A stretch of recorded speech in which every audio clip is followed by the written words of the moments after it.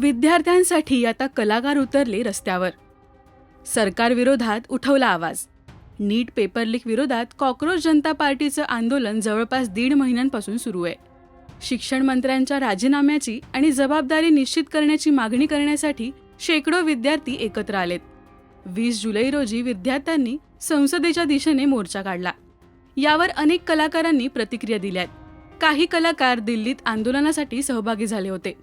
अभिनेत्री चिन्मयी सुमित मुलांसोबत दिल्लीत पोहोचलेली.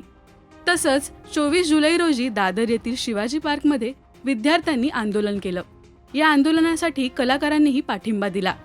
तर आता महाराष्ट्राची हास्यजत्रा फेम प्रियदर्शनी इंदलकर आणि वनिता खरातही सहभागी झालेत.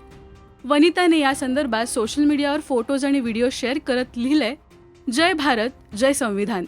काल नीट प्रकरणातील विद्यार्थ्यांच्या न्यायाच्या लढ्यात सहभागी झालो.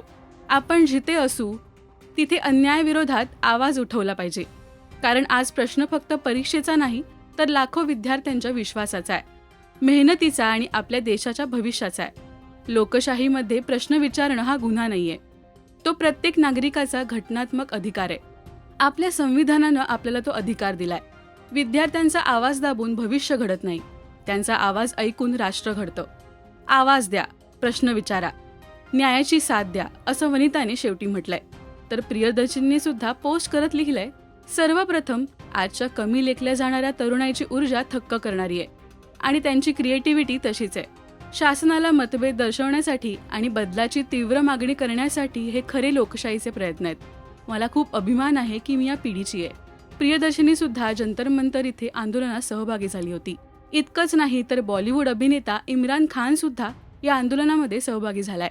तुमचं या विद्यार्थी आंदोलनावर काय मत आहे हे आम्हाला कमेंट्समधून नक्की सांगा. मराठी मालिका विश्वातील बातम्या, अपडेट्स आणि गॉसिपसाठी सबस्क्राईब करा राजश्री मराठी शोबज.